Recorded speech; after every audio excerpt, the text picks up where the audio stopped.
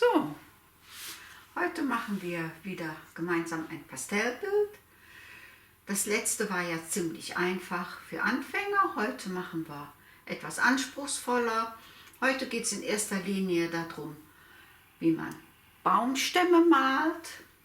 Das war jetzt gestern auf einem Winterspaziergang. Und das Foto habe ich mir ausgedruckt, um mich da ein bisschen dran zu orientieren. Allerdings werden wir so viele Bäume und Äste, wie hier zu sehen sind, nicht malen. So, ich mache meine Vorzeichnung wieder mit einem Pastellstift, hole mir jetzt aber erstmal nur die Hauptlinien im Hintergrund raus. Die ganzen Bäume setze ich nachher drauf.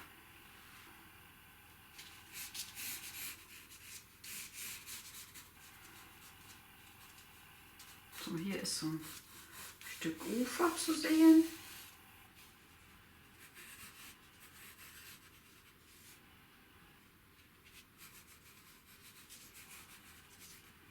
So, hier, das sind alles Berge, weiße Berge, die ziemlich entfernt waren. Ich mache die jetzt nicht ganz so hoch wie hier, sondern ein bisschen tiefer, damit wir dann noch ein bisschen mehr Himmel haben. So, das ist alles See, und hier vorne ist das andere Ufer,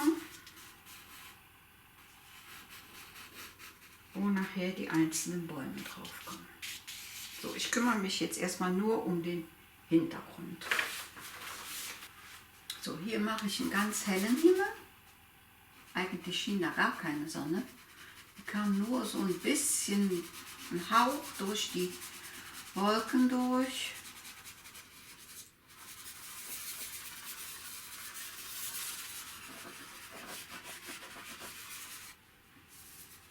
Also die Farbe mit der flachen Kreide auftragen und in das Papier einwischen.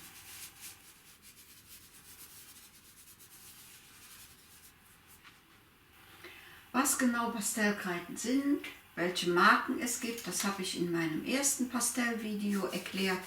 Wer möchte, kann sich das da nochmal angucken.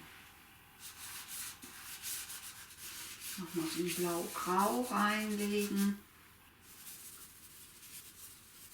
So. Ich möchte dieses ganze Bild in Grautönen halten.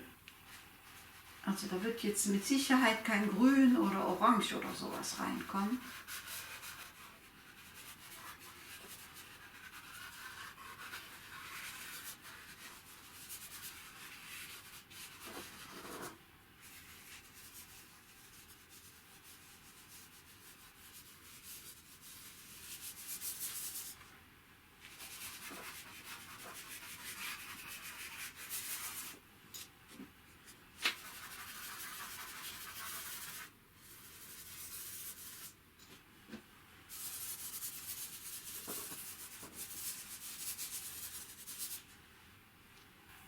So, nach vorne hin mache ich die Berge dunkler.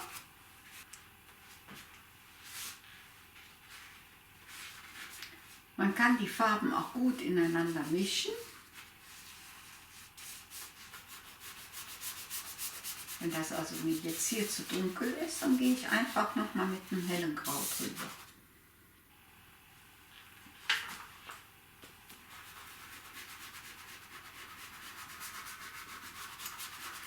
Und schon habe ich so einen Mischton.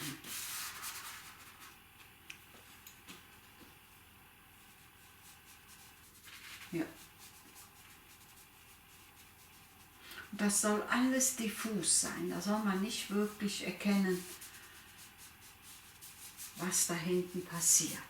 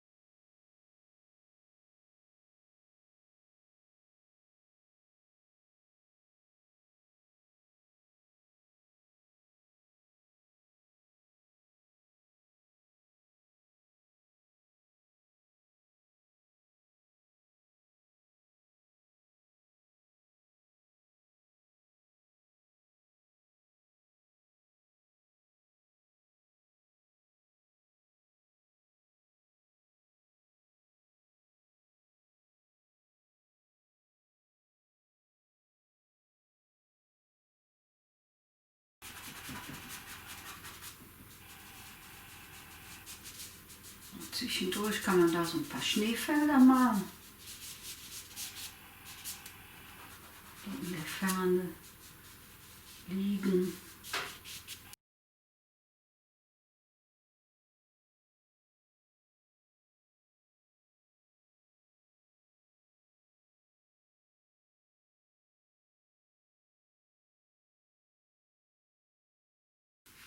Jetzt seht ihr auch wieder, wie die Struktur von diesem Papier rauskommt. Das ist Garçon-Papier, womit ich arbeite, und das hat so eine Leinenstruktur. Und immer von weitem gucken. So, hier vorne das Ufer, das ist mit Schnee bedeckt.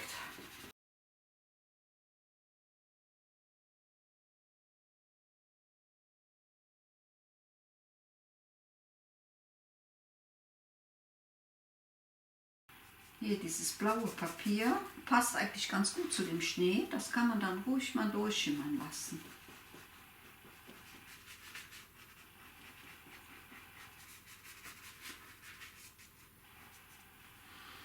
Und unten ist es ganz, ganz dunkel.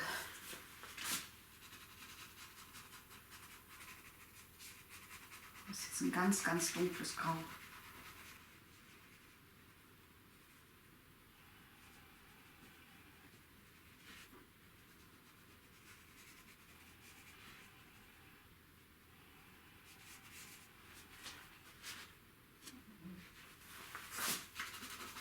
Das ist jetzt ein ganz, ganz dunkles Braun.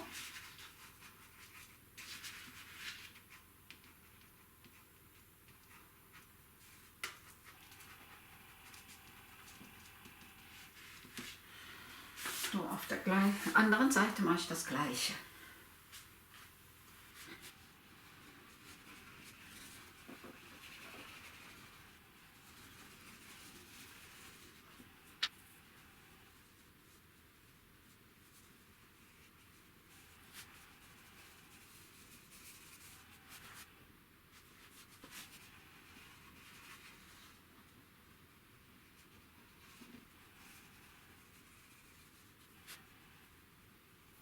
Hier oben wische ich das ganz zart in den Schnee rein. Hier unten kann ich mit Druck arbeiten.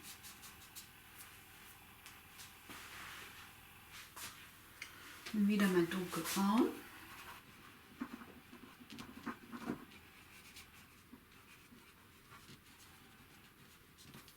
Flecken reinmachen. Der ist ja nie makellos, der Schnee. Das ist jetzt mein Rembrandt-Weiß. Und hier habe ich jetzt wieder ein kleines Stück von meinem Schminke-Weiß. Das hat einen wesentlich besseren Abrieb, weil es so weich ist. Und da gehe ich jetzt noch mal mit rein. Und da kann man also gut erkennen, wie die Farbe hier kräftig stehen bleibt. Hier und da einfach mal so einen ganz weißen Fleck reinsetzen.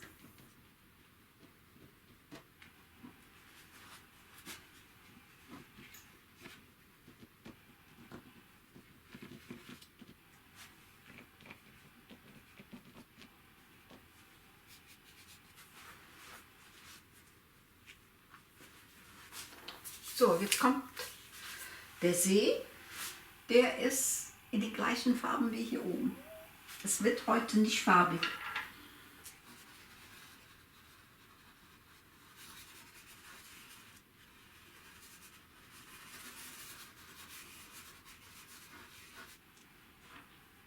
Das ist jetzt weiß.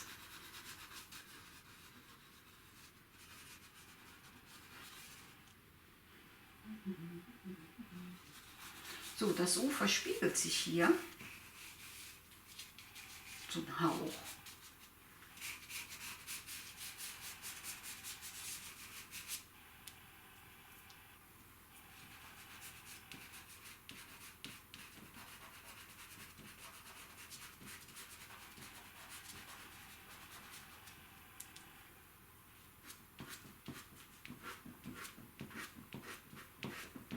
Schön ist es, wenn das Papier jetzt, das passt wirklich gut zu dem Bild hier, wenn das so ein bisschen noch durchscheint.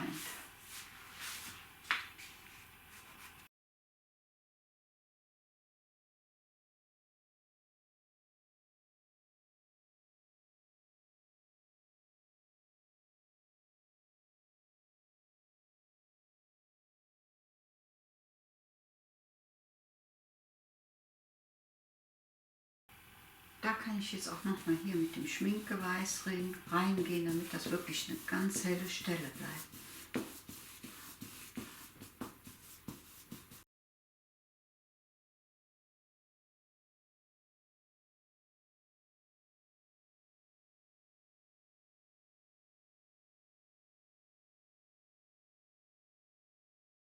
So, und das Ganze wische ich jetzt erstmal ein.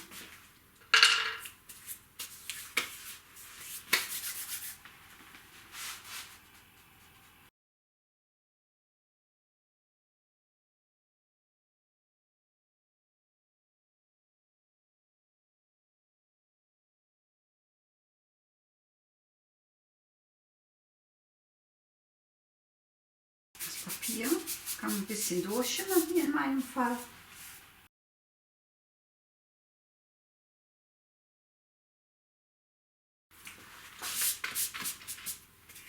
So, für den Bereich muss ich mir jetzt erstmal die Hände sauber machen, um den einwischen zu können.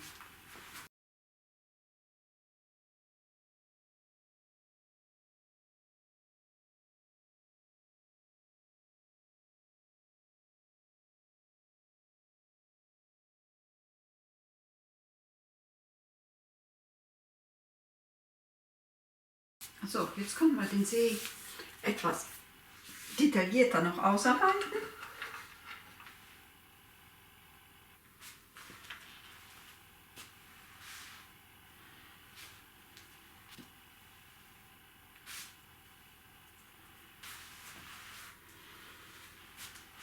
Jetzt wische ich dann nochmal drüber, aber ganz zart nur.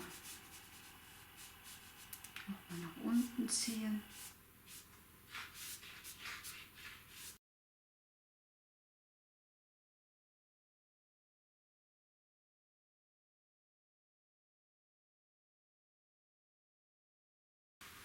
Und immer wieder von weitem gucken.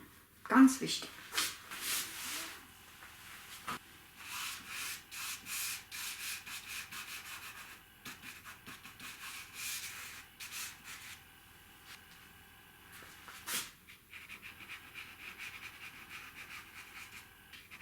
Da kann man auch mal so eine Wellenform da reinbringen. Und wieder einen Hauch drüber wischen.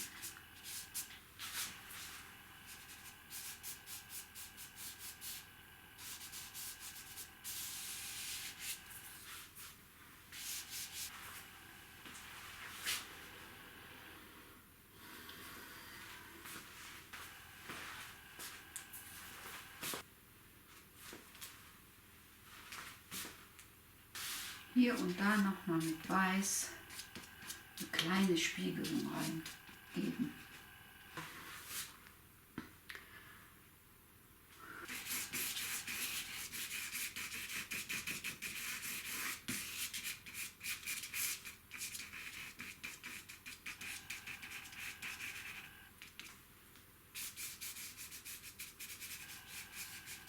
Mit einem Pastellstift oder einer braunen Stück Kreide werden jetzt die Bäume eingezogen.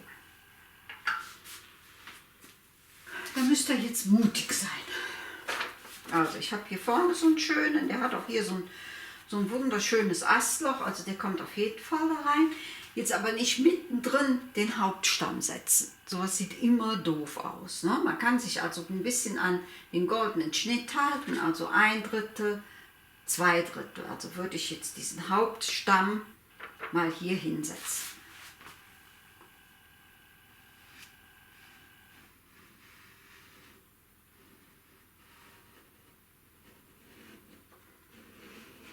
Wird nach unten ein bisschen dicker.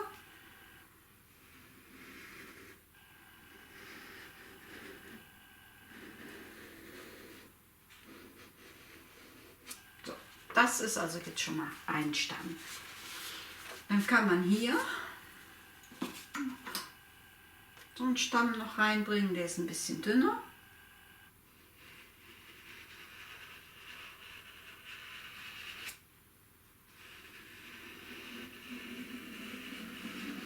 Und was immer schön aussieht, auch wenn man so einen Stamm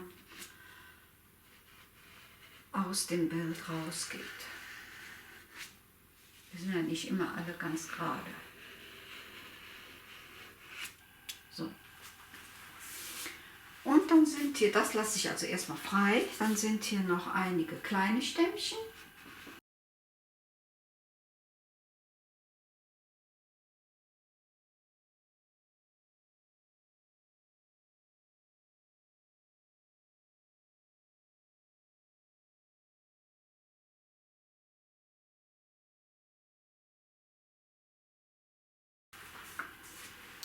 So, an Hauptstämmen ist das jetzt erstmal genug. Da kommen ja auch noch Äste dazwischen. Das müssen wir ja auch bedenken. So, jetzt haben wir darunter natürlich Farbe. Und damit ich da besser drüber arbeiten kann, muss ich die Farbe jetzt wieder wegwischen. Und zwar mit einem Pinsel.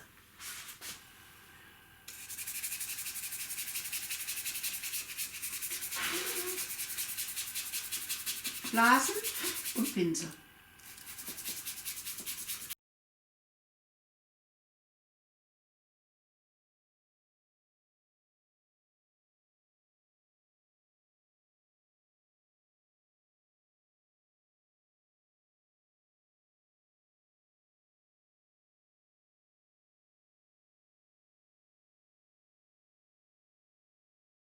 So, damit die Bäume rund werden, bekommen die eine dunkle und eine helle Seite.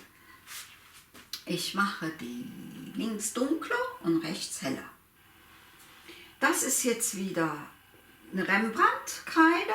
Wer auch Schminkekreide hat, der kann damit jetzt auch arbeiten. Ich mache nachher auch mal einen Baum mit Schminkekreide. Das ist jetzt in dem Falle nicht verkehrt, weil die einen besseren Abdruck hat.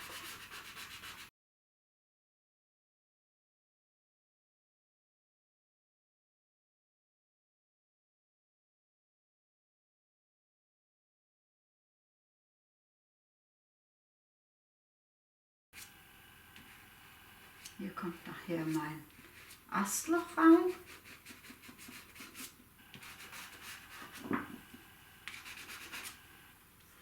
So, und eine hellere Seite. Die bleibt aber nicht. Das ist jetzt sehr hell. Es wird nicht ganz so hell bleiben.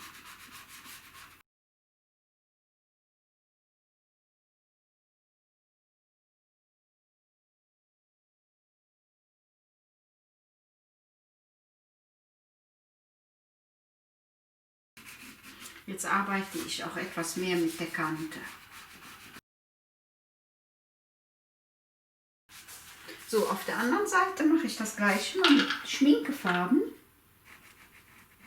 Da seht ihr direkt, dass das Papier viel dichter wird.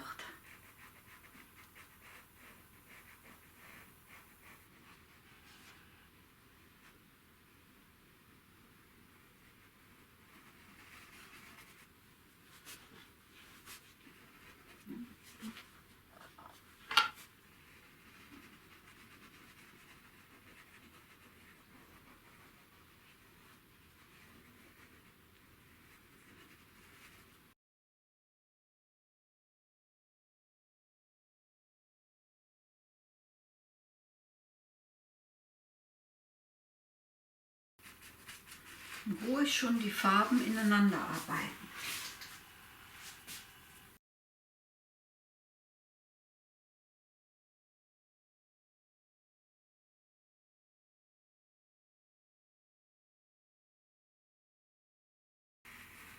So, die Schminkekreide, die ist so weich, dass wir da jetzt gar nicht mit Fingern drüber müssen. Hier bei der Rembrandt-Kreide, da muss ich jetzt erstmal ein bisschen einwischen.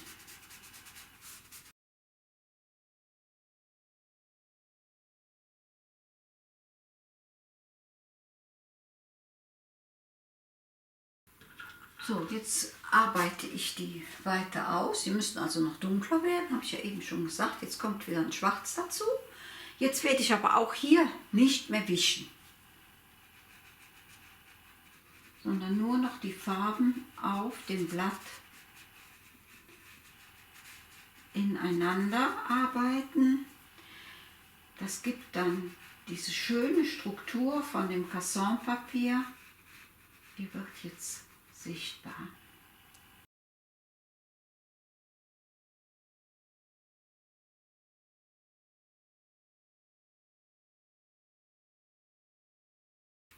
Ein bisschen hin und her wuseln und dem Baum jetzt sowas Struktur geben.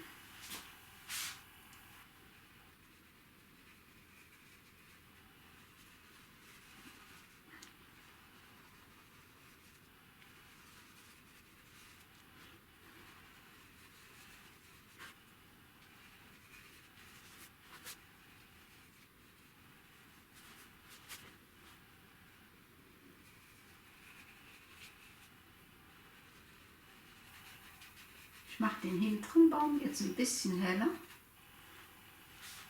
und den vorderen etwas dunkler, damit die sich voneinander abheben.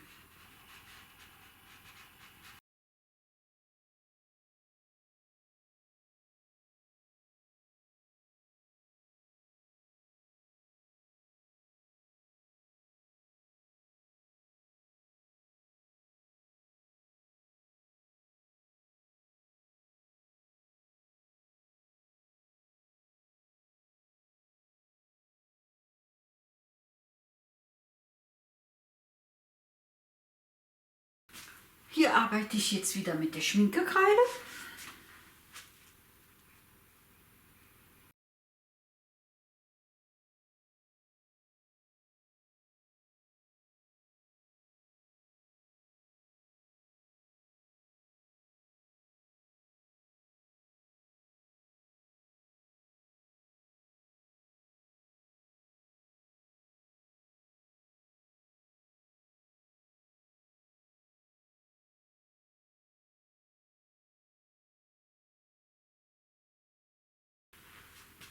So, jetzt kümmere ich mich mal hier um den Bereich von diesem Loch, weil der dann jetzt doch ein bisschen außergewöhnlicher ist, ne?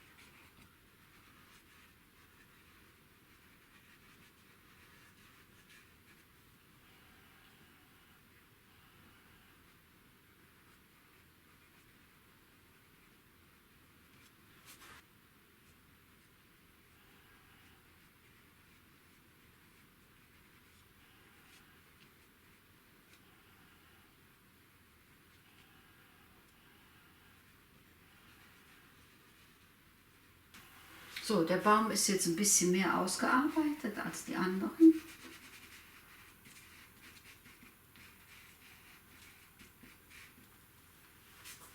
Ja. Das kann man bei den anderen Bäumen natürlich auch hier und da noch machen, ist aber bei denen nicht der Fall. Hier, die Bäume, die haben auch noch so eine Struktur. Da könnte man den einen oder anderen noch mal ein bisschen ausarbeiten.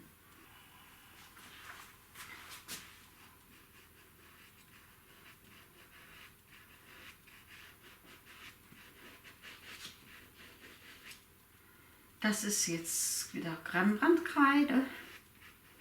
So feine Linien kann ich mit der Schminkekreide nicht ziehen.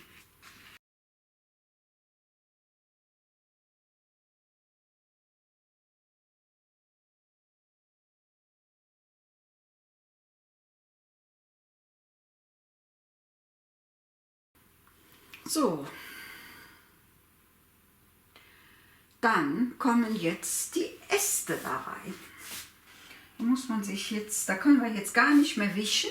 Da muss man sich jetzt einen Braunton aussuchen, der dann also zum Rest von dem Stamm dann auch passt. Und mutig sein. Feste drücken.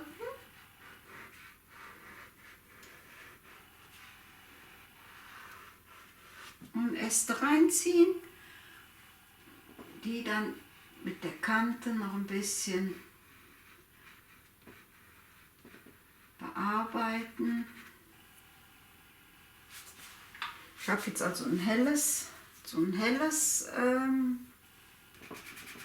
die Farbe und die Farbe und schwarz. So, das sind dicke Äste jetzt.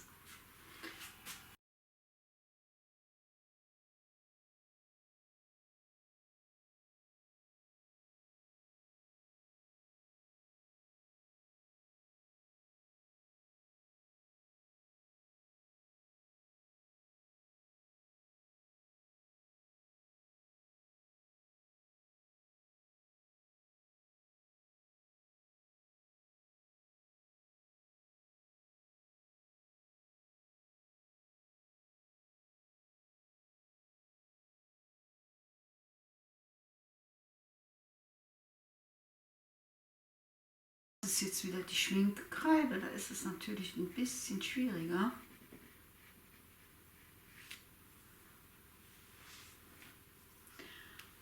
So feine Linien zu machen.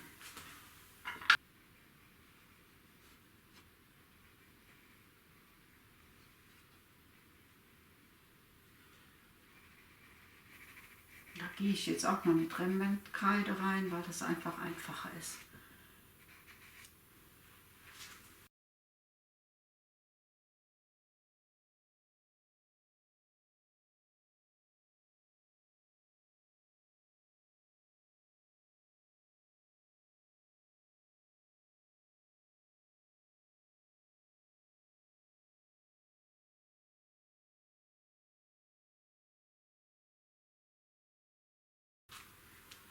So, und dann kann man natürlich auch noch ganz feine Äste da reinmachen. Ich habe da jetzt so viereckige Kreide.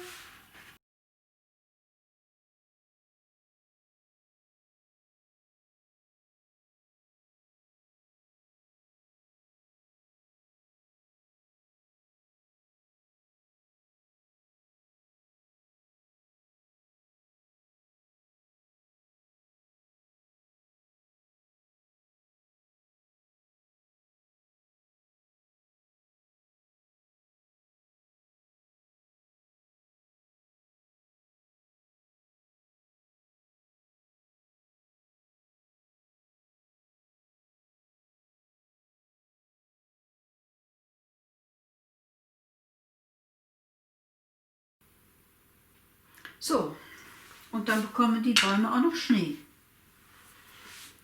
Da habe ich jetzt wieder das Schminkeweiß und die sind an der rechten Seite, ja, lag der Schnee drauf.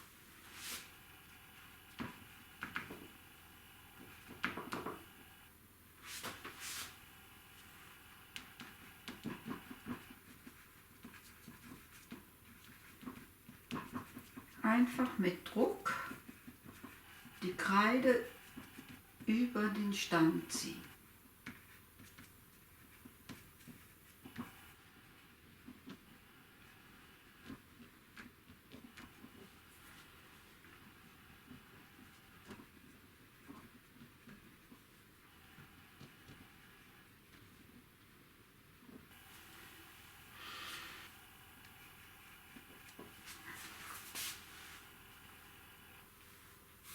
Der hat keinen Schnee.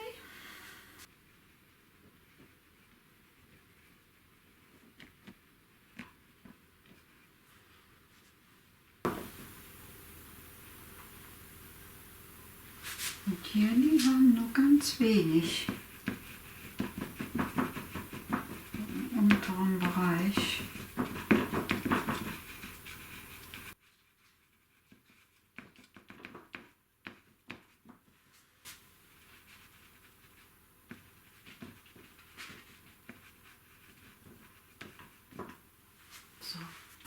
So, jetzt kommen wir zu dem Ufer.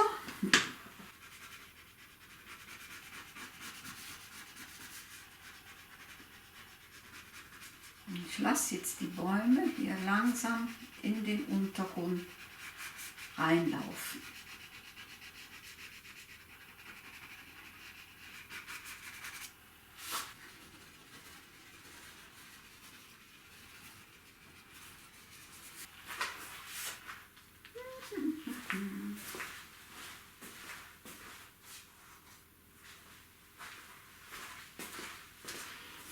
Hier habe ich jetzt wieder das Schminkeweiß.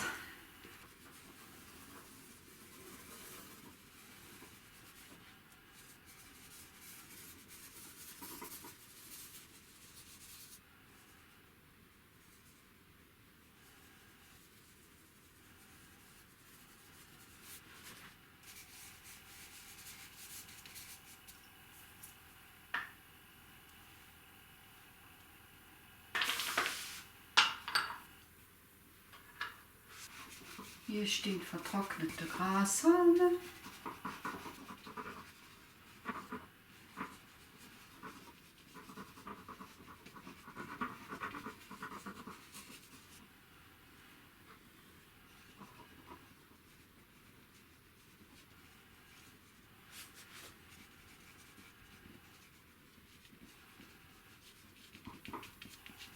Immer rauf und runter ziehen und wichtig ist, dass ihr den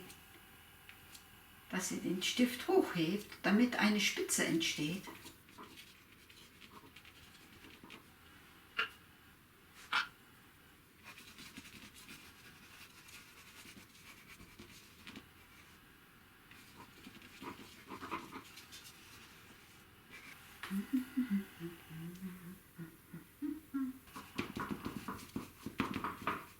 So, hier dem Schnee Flecken geben.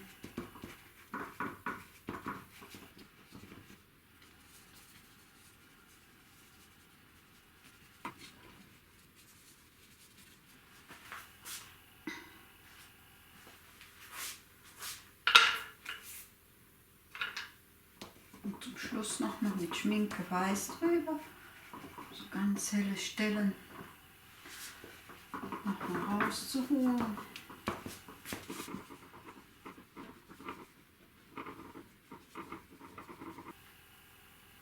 Und auch hier kommen noch ein paar Gräschen aus diesen dunklen Stellen gewachsen. Das ist jetzt auch wieder Schminke, dann kann man also wirklich diese Akzente wunderbar setzen.